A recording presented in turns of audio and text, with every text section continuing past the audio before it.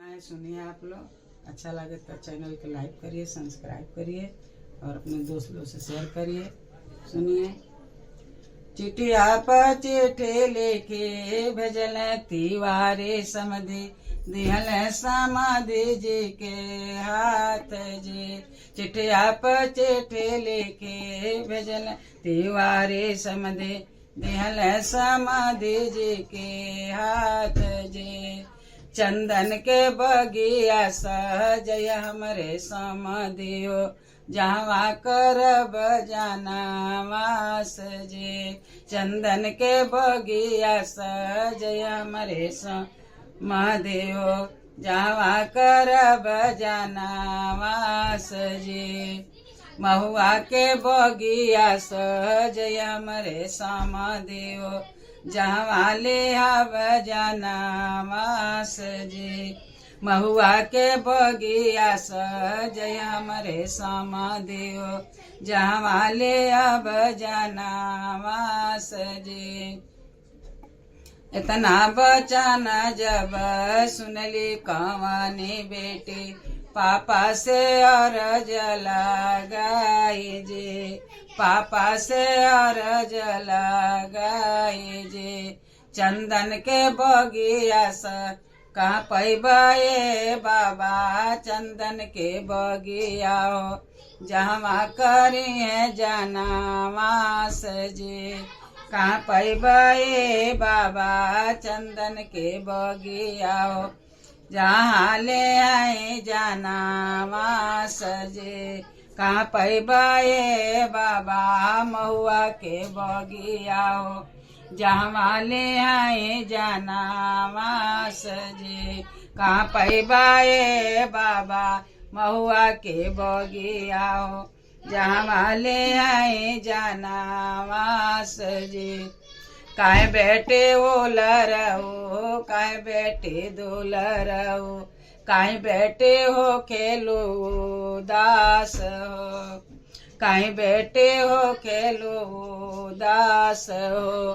चंदन के बगिया सजब हमरे बेटी हो, जहाँ ले आए जाना वास जी।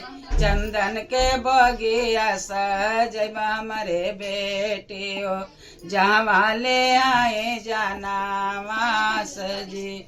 महुआ के बगिया सजब हमरे बेटी हो, जहाँ ले आए जाना वास जी। महुआ के बगिया सजब हमरे बेटी हो, जहाँ ले आवे जाना वास जी। इतना बचन जब सुनल कावन बाबा, समधि से अरज लगाई जी। समधि से अरज लगाई जी। चंदन के महल बन हमरे समाधियो, जहाँ उतर दियरे हमार जी। चंदन के महल बन हमरे समाधियो, जहाँ उतर दियरे हमार जी। महल में इंगूरा ढर हमरे समाधियो, जहाँ उतर दियरी हमार जी। इतना बचन जब सुनल कावन दुल्हा, पापा से अरज लगाई जी।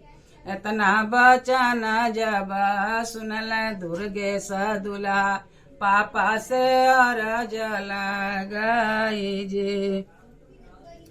कहाँ पैबे बाबा, इतना तो संपत्ति, चंदन के महल बनावाई जी।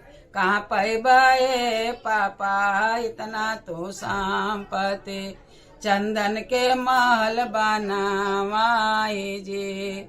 कहाँ पैबे पापा, महल दू महला हो, महल में इंगूर ढराई जी।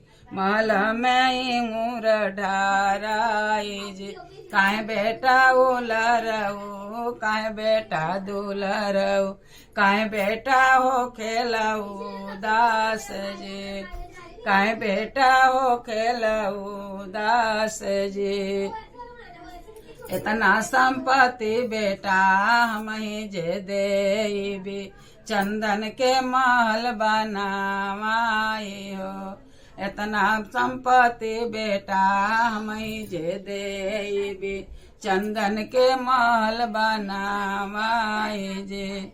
महल में इंगूर ढर हमरे बेटा हो, जहाँ उतरे बहुअरिया मार जी। महल में इंगूर ढर हमरे बेटा हो, जहाँ उतरे बहुअरिया मार जी। बखरी में इंगूर ढर हमरे बेटा हो, जहाँ उतरे बहुअरिया मार जी।